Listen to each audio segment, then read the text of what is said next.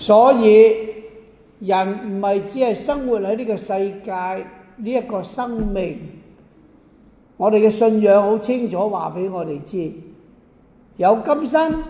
有來世，而來世就要睇下你今生所做嘅一切。所以唔單止係我哋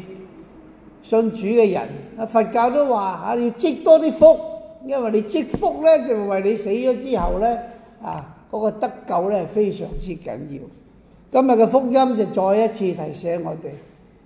我哋喺現世生活嘅嗰份愛唔會因為呢個肉身嘅死亡而結束，而會一直咁延續。但係如果我哋喺現世唔好咁珍惜，唔願意愛天主，愛我哋身邊嘅人，我哋死後之後咧，同而家咧唔會有乜好大嘅分別。所以上主從佢嘅說話之中已經提醒我哋，如果我哋唔接受、唔遵從咧，我哋就要承受我哋所選擇嘅後果。